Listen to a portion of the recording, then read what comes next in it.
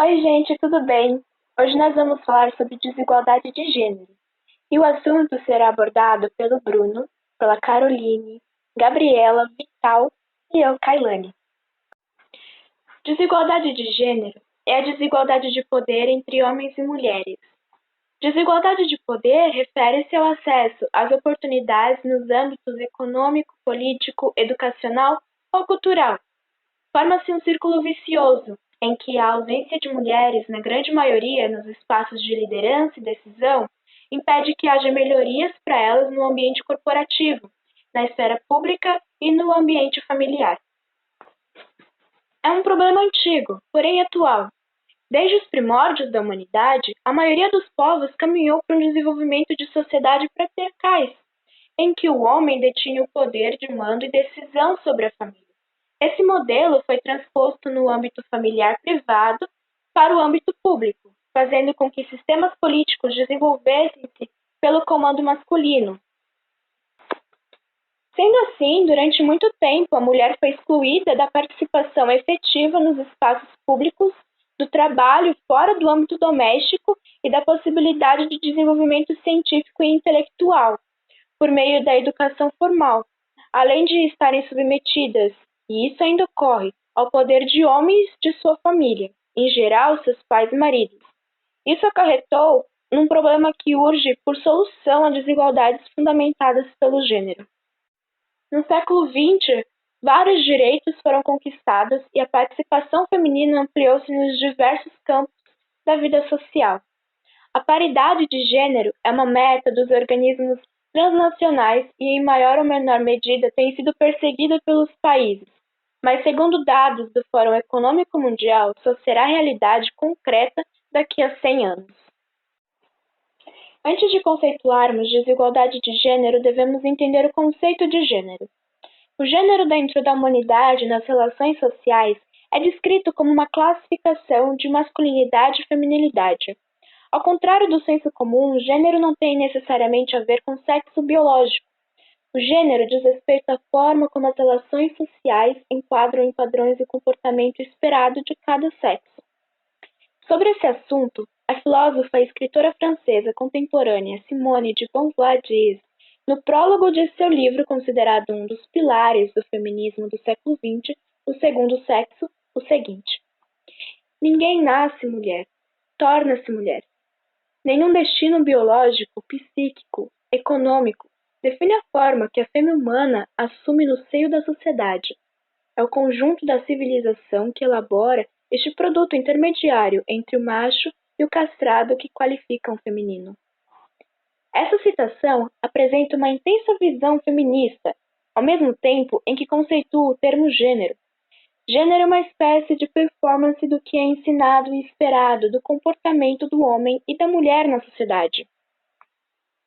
A diferença de papéis entre homens e mulheres pode ser exemplificada na divisão sexual do trabalho. Em muitas sociedades, as mulheres ficam a cargo do trabalho reprodutivo e do ambiente privado, e os homens a cargo do trabalho produtivo no ambiente público. Assim como as diferenças no corpo, as diferenças de comportamento e de destino eram consideradas naturais. A conceituação do gênero como um construto social, performance, divisão de papéis concebida e consolidada no campo das relações humanas, permitiu que as discrepâncias também fossem identificadas no campo das relações de poder e, portanto, passíveis de mudança. A construção de masculinidade e feminilidade é aprendida desde o nascimento. Envolve a maneira de agir, sentir, falar e pensar. A diferenciação dá-se de maneira muito rígida e hierárquica. Isto é um constrangimento e uma gama de punições para aquele que incorporar as características do outro lado. Por exemplo, homens emotivos podem ser considerados bananas, e mulheres que se portam com firmeza podem ser consideradas machonas. Não existe uma liberdade na formação para os meninos e meninas desenvolverem suas potencialidades que estão culturalmente atreladas ao grupo oposto. Além disso, o que é considerado coisa de mulher pode ser emotivo, sensível, detalhista, e é desvalorizado. O que é considerado coisa de homem, como ser forte, viril, corajoso, é valorizado. Isso se reflete em todos os campos da vida. O trabalho doméstico, mesmo essencial, é considerado inferior e, por isso, não é remunerado ou é mal remunerado. Cargos de liderança e decisão, por vezes, são considerados incompatíveis com o ser feminino. E isso é um obstáculo para que as mulheres chefiem empresas, governem países, como no passado foi usado como justificativa para que não pudessem votar. A avaliação do PISA mostra que a desigualdade de gênero afeta o campo educacional, com meninos tendo melhor desempenho nas áreas de ciência e matemática. A legitimação da desigualdade entre homens e mulheres, em grande medida, justifica-se com base em características físicas, diferenças hormonais. Assim, a mulher é considerada mais fraca, menos ágil, menos racional, portanto apta a atividades menos complexas, possuidora de um instinto maternal, e por isso apta a ser cuidadora dos demais por vocação. Como uma missão que não carece ser reconhecida ou retribuída. Essas percepções aparentemente validadas pela natureza são, na verdade, concepções sociais que limitavam e ainda limitam o campo de possibilidades das mulheres. A desigualdade de gênero passa pela classificação e discriminação de qualquer natureza associada ao fato de ser homem ou ser mulher. As diferenças entre o masculino e feminino são instrumentalizadas para controlar e cercear as possibilidades de quem se enquadra em cada grupo. Embora esse fenômeno prejudique a todos, ele incide de maneira mais cruel sobre as mulheres e projeta-se não só na mentalidade, cultura e relações, mas também nas instituições e nos aspectos maternais da existência. É uma desigualdade de poder, de acesso, de oportunidades, de liberdade de escolha, de valorização e de prestígio, produzida nas relações de gênero, ou seja, nas expectativas atribuídas ao ser masculino e ser feminino. Historicamente, a mulher sempre assumiu uma posição subalterna na sociedade. Enquanto o homem tinha direito ao estudo e à participação política, as mulheres cuidavam da casa e não tinham voz ativa nas tomadas de decisões. Ao longo do século, a mulher foi considerada inferior, incapaz e sua imagem sempre vinha associada à do homem, culturalmente enraizada pelo patriarcado. A submissão feminina existe desde o início da vida em sociedade. Sempre associada à maternidade, a mulher adotou um papel na sociedade de obediência e subalternidade, que envolvia o cuidado da casa, dos filhos e do próprio marido. Mesmo que hoje em dia essa mentalidade tenha sido desconstruída, a sociedade atual ainda carrega consequências desse pensamento. Apesar de ser difícil evidenciar as causas exatas da desigualdade de gênero, é possível traçar fatores que contribuem para essa discriminação se estabelecesse na sociedade. Segundo a historiadora John Scott, a desigualdade de gênero se dá por fatores como símbolos culturais e conceitos normativos da sociedade, transmitido por meio da educação e enraizada pela política. Consequências da desigualdade de gênero na sociedade.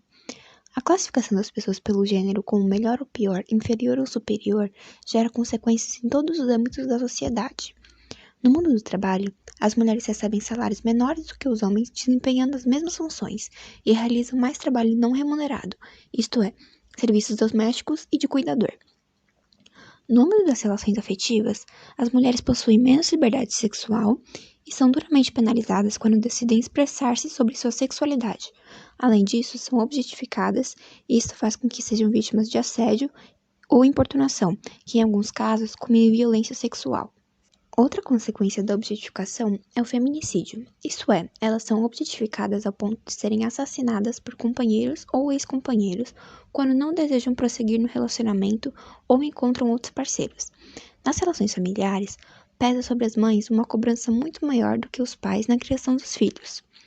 Pode parecer que os resultados negativos da desigualdade de gênero afetem somente as mulheres, mas eles prejudicam o conjunto da sociedade, sem a liberdade de homens que desejam seguir em caminhos profissionais ou seguir comportamentos que são classificados como femininos e impedem que mulheres ofereçam e desenvolvam seu potencial em diversas áreas do conhecimento e liderança que são classificadas como masculinas. Após o surgimento do feminismo, essa temática passou a ser amplamente debatida e alguns avanços já acontecem, mas ainda há uma longa jornada a ser percorrida rumo à igualdade de gênero. Desigualdade de gênero no Brasil. Bom, a igualdade entre homens e mulheres no Brasil, ela foi consagrada na Constituição de 1988. Desde então, têm sido desenvolvidas políticas públicas e legislações específicas para mulheres no âmbito político, no mercado de trabalho e no ambiente doméstico também. Há avanços e uma ampliação da participação feminina em todas as esferas, mas ainda existem muitos obstáculos a se superar para que a igualdade promulgada em lei ela seja plenamente efetiva na nossa sociedade. Em 2019, conforme o Fórum Econômico Mundial, o Brasil ocupava a 92ª posição em um ranking que mede a igualdade entre homens e mulheres no universo de 153 países. As mulheres brasileiras elas estão subrepresentadas na política e têm remuneração menor, sofrem mais assédio e uma outra coisa também é que elas estão mais vulneráveis, consequentemente, ao desemprego. Segundo a OMS, o Brasil é o 5º país do mundo em número de feminicídios. Observando dados educacionais, é possível também perceber que as mulheres elas permanecem mais tempo na escola e ela tem maior escolaridade do que os homens. De acordo com uma pesquisa nacional por amostras de domicílio contínua de 2016, que foi feita pelo IBGE na população de 25 a 44 anos, 21,5% das mulheres concluíram o ensino superior, enquanto entre os homens o percentual era mais ou menos de 15,6%. No entanto, a maior escolaridade, a gente não vê essa reflexão no mercado de trabalho. Conforme também o IBGE, em 2017, as mulheres brasileiras ganhavam em média 24% a menos do que os homens, e elas eram mais afetadas pelo desemprego, cerca de 13,4% do que os homens, que está em torno de 10,5%. Quando as pesquisas elas são estratificadas entre mulheres brancas e negras, observa-se que entre essas taxas de desemprego, ela é ainda maior. É cerca de 15,9% contra 10,6%, que são das mulheres brancas. Um estudo realizado pela Fundação Getúlio Vargas constatou que a maternidade é um dos principais motivos de discriminação sofrida por mulheres dentro do mercado de trabalho. A pesquisa acompanhou a licença maternidade de um grande grupo de mulheres entre 2009 e 2012 e apontou que metade delas foi demitida no período de até 2 anos após tirarem a licença. Conforme a pesquisadora Cecília Machado, os salários são baixos para ser possível pagar por uma babá ou escola privada. As creches públicas não absorvem a demanda e muitas das empresas elas não têm o suporte de funcionárias que são mães. E sendo que esse conjunto de fatores, ele acaba retirando muitas delas de dentro do mercado de trabalho. Bom, em relação ao assédio e violência, embora haja avanços, especialmente após a promulgação da Lei Maria da Penha de 2006, é necessário ampliar a proteção de mulheres por meio de políticas públicas. Segundo pesquisa do Datafolha no ano de 2016, pode-se tirar as seguintes informações. 22% das brasileiras sofreram agressão verbal, 10% sofreram ameaça de violência física, 8% sofreram agressão sexual, 4% sofreram ameaça com objeto cortante ou até arma de fogo, 3% sofreram com tentativa de estrangulamento ou espancamento e 1% chegou a levar tiro. De acordo com essa pesquisa, 503 mulheres são vítimas de violência a cada hora no Brasil. Quando o assunto ele é participação política, conforme o Mapa de Mulheres na Política de 2019, que é um relatório da ONU, o Brasil ele acaba ocupando a 134ª posição entre 193 países no ranking de representação feminina dentro do parlamento. O percentual de mulheres no atual Congresso Nacional é de somente 15%. O Fórum Econômico Mundial realiza anualmente uma pesquisa que compara a paridade de gênero entre 153 países. Conforme dados de 2019, a equidade do gênero no mercado de trabalho só será alcançada daqui a 257 anos, se permanecemos no ritmo atual. A área trabalhista no ano 2019 foi a única em que houvesse regressão. Nas demais, saúde, educação e política, os índices foram melhores do que no ano anterior. Conforme o relatório na área trabalhista, a diferença salarial é decorrente do baixo número de mulheres em cargos gerenciais e também de outros fatores, como congelamento de salários e menor participação na força produtiva. Quando se olha a disparidade de gênero de maneira global, envolvendo todas as variáveis e não só o mercado de trabalho, a estimativa é que o tempo necessário para alcançar-se a plena equidade entre homens e mulheres no mundo é de 99,5 anos. Os países nórdicos são os mais igualitários do mundo. Em primeiro lugar no ranking está a Islândia, seguida da Noruega, Finlândia e Suécia. Os outros países nas melhores posições são Nicarágua, Nova Zelândia, Irlanda, Espanha, Ruanda, Alemanha, o Brasil amarga o 92º lugar e tem uma das maiores desigualdades de gênero da América Latina. Segundo o IBGE, o rendimento das mulheres equivale a cerca de 3/4 da renda masculina, enquanto a média de renda dos homens foi de 2.306, a das mulheres foi de 1.764, ou seja, as mulheres recebem 76,5% da quantia recebida pelos homens. Em alguns países desenvolvidos na África, Ásia e no Pacífico, as mulheres trabalham por semana em torno de 12 a 13 horas, a mais do que os homens. Em 2016, elas ocupam apenas 37,8% dos cargos gerenciais, enquanto os homens ocupavam 62,2%. Na área da agricultura, as mulheres representavam 43% da mão de obra rural, mas apesar de seu papel fundamental no setor, eles têm menos chance de possuir ou administrar uma propriedade. Além disso, elas têm menos acesso do que os homens a insumos, serviços, infraestrutura e tecnologia de produção. Segundo dados da Pesquisa Nacional por Amostra de Domicílios, PNAD contínua, a força feminina no mercado de trabalho caiu de 53% no terceiro trimestre de 2019 para 45,8% no mesmo período de 2020. Essa é a taxa mais baixa de 1991. Já entre os homens, a participação é mais expressiva e a queda foi menor, de 71% para 65%. Realizado entre abril e maio de 2020, o estudo Sem Parar, o trabalho e a vida das mulheres na pandemia, do Gênero e Número e da Sempre Viva Organização Feminista, aponta que 50% das mulheres passaram a se responsabilizar pelo cuidado de alguém na pandemia. Entre as que cuidam de crianças, 72% afirmaram que aumentou a necessidade de monitoramento dentro do domicílio. Mulheres com filhos, invariavelmente, foram mais impactadas no mercado de trabalho. O papel social feminino influencia o cenário, como já explica Joana. O isolamento com o fechamento das creches e escolas reforça a divisão sexual do trabalho. Essa responsabilização pelos cuidados da casa e dos membros da família, como crianças e idosos, ficou ainda mais presente na pandemia, o que dificulta a participação da mulher no mercado de trabalho. De acordo com a Unesco, as mulheres representam 2/3 dos 750 milhões de adultos sem habilidades básicas de leitura ou escrita. No mundo, existem mais meninas do que meninos fora das escolas. A desigualdade do gênero nas escolas é muito marcada. Isso se vê, por exemplo, nos momentos em que meninos têm mais atividades esportivas e passam mais tempo nas quadras do que as meninas. Dados do Programa Internacional de Avaliação de Alunos, o PISA, mostram que há desigualdade de gênero no desempenho de leitura e matemática, em que as meninas foram muito melhores em leitura e os meninos em matemática. Há também, nas escolas, cantinhos dos brinquedos onde há brinquedos específicos para meninas e meninos, filas específicas para cada gênero, silêncio de professores diante de comentários sexistas durante a aula e nas bibliotecas escolares há indicação de livros românticos para as meninas e livros de ação e aventura para os meninos. Essa desigualdade vem causando impactos nos processos de aprendizagem nas escolas, uma vez que os alunos e as alunas são educados de modo a concordar com tais práticas, perdendo de vista o direito à igualdade. Bom, sobre a política, as mulheres ocupam menos de 15% das cadeiras nas câmaras no legislativo em 70 países. Esse número é válido tanto para a Câmara Baixa como para a Câmara Única, no caso de países em que não há dois organismos em diferentes posições hierárquicas.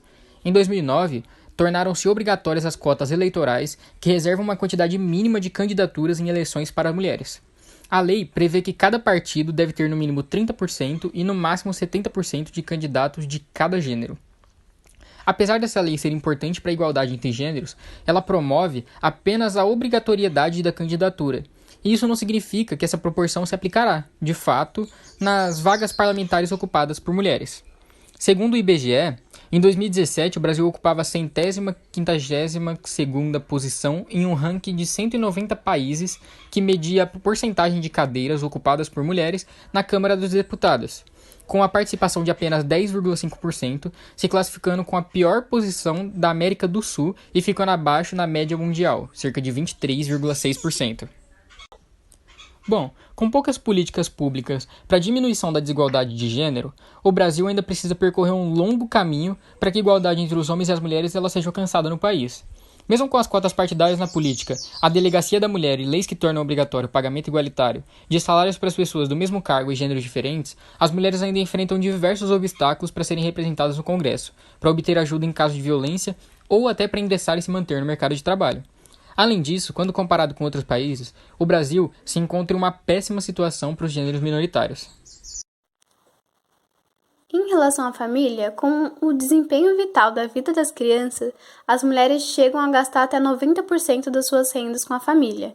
Em comparação com os homens, o gasto dele fica em torno de 30% a 40%. Como algumas mulheres assumem maior responsabilidade na família, elas têm um grande gasto familiar relacionado com a educação e a saúde da criança. Quanto à violência nos relacionamentos, uma em cada 5 meninas e mulheres na faixa entre 15 a 49 anos já foram casadas ou estiveram em uma união em que foram submetidas à violência física ou sexual por um parceiro íntimo ao longo dos últimos 12 meses. Os dados foram obtidos através de uma pesquisa feita em 2005 a 2016 em 87 países. Para uma melhor percepção sobre a desigualdade de gênero no esporte, faremos uma comparação entre as Copas do Mundo de futebol. Enquanto a masculina promove um clima generalizado em que a programação da televisão consiste, basicamente, em partidas do esporte, e algumas empresas até dispensam os funcionários para que possam assistir aos jogos da seleção brasileira, a competição feminina recebe um destaque muito menor, tanto pelas emissoras quanto pelo público. Apesar de simples, esse exemplo reflete um processo histórico enraizado nessa prática que afeta e prejudica as esportistas, já que até 1979 mulheres eram proibidas de jogar futebol. Além do preconceito estrutural, outro problema enfrentado pelas mulheres no esporte é a desigualdade salarial, que demonstra uma discrepância absurda entre os pagamentos de atletas homens e mulheres, e a questão de sexualização dos corpos. Enquanto atletas homens são reconhecidos por seu talento e habilidade, as mulheres recebem muito mais atenção quando mostram partes do seu corpo ou por serem consideradas bonitas. Nomeada pela ONU como embaixadora da boa vontade para mulheres e meninas no esporte, a jogadora Marta compartilhou sua trajetória desafiadora antes de ser nomeada por 5 vezes consecutivas jogadora do ano. O preconceito e a falta de oportunidade já me doeram ao longo do meu caminho. Doeu quando meninas não me deixaram jogar. Doeu quando treinadores me tiravam dos campeonatos porque eu era apenas uma menina. Mas minha certeza de onde eu iria chegar nunca me deixou desistir, contou a jogadora em um evento da ONU. Mesmo com políticas públicas como leis e incentivos que visam acabar com a desigualdade de gênero, ainda há um longo caminho a ser percorrido para esses objetivos serem alcançados. Para que essas mudanças sejam feitas, é necessário que a mentalidade machista, muito enraizada na sociedade, seja desconstruída. Por esse motivo, é sempre importante conscientizar, alertar e denunciar situações que haja desigualdade de gênero, seja na sala de aula, no mercado de trabalho ou até mesmo em situações familiares. O primeiro passo é estar ciente de que a desigualdade de gênero é um problema que deve ser combatido. Visando uma sociedade mais igualitária, alguns projetos foram desenvolvidos para que a desigualdade de gênero seja combatida. Conheça e apoie algumas dessas iniciativas e descubra outras formas de ajudar e tornar a sociedade mais igualitária para as mulheres.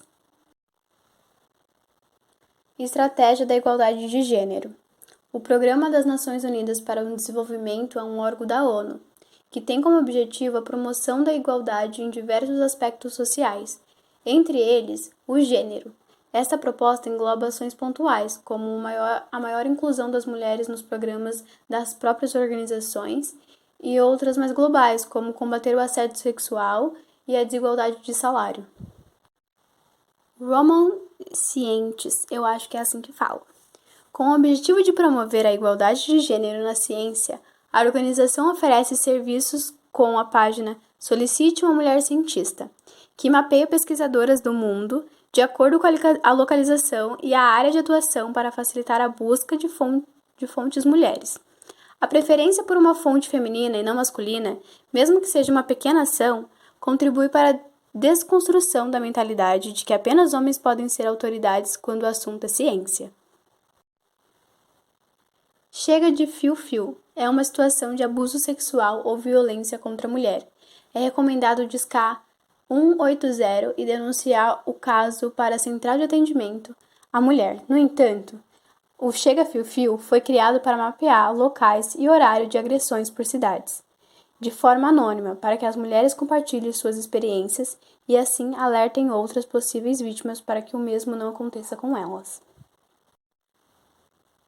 Com pequenas ações, é possível combater a desigualdade de gênero, visando sempre uma sociedade mais igualitária e justa. Os projetos citados são medidas simples e que podem ser adequadas ao seu dia a dia. No entanto, é importante ressaltar que em qualquer situação de violência, discriminação ou abuso, é preciso procurar ajuda na delegacia da mulher ou na justiça. Mesmo com os projetos, leis e ações compatíveis à desigualdade de gênero, os dados ainda evidenciam a forte presença desse mal na sociedade. Por isso é importante se informar, conscientizar as pessoas à sua volta e, é claro, fazer o possível para que a desigualdade de gênero diminua. Jeg heter Selma. Og jeg heter Martin. Jeg heter Ask. Jeg heter Victoria. Jeg heter Lars. Og jeg heter Felicia. Nå har jeg en liten jobb til dere. Jeg tenkte dere skulle putte de blå ballene i den ene vasen og de rosa i den andre. Okay. Skal vi ta rosa i den og blå i den da? Nei. Annet. Blå i denne.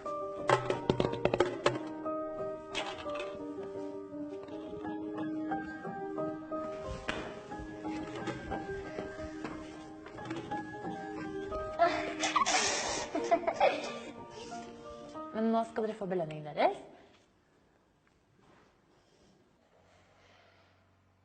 Oi. Hva er dette for noe? Hva er dette for noe? Ok, og nå kan dere åpne øynene. Oi.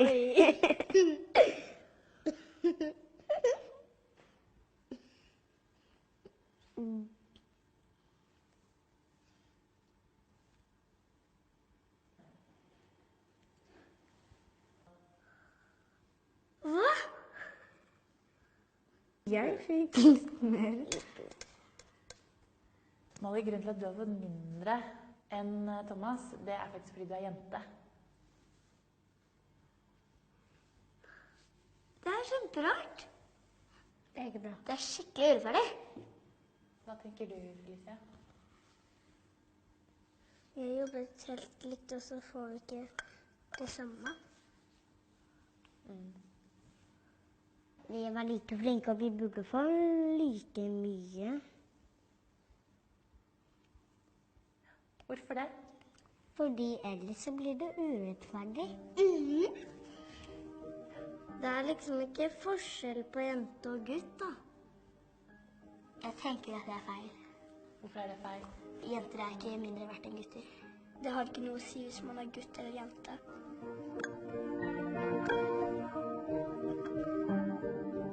Sånn, jeg tror det er like mye nå. Nei. Nå har vi like mye. Nå har vi like mye.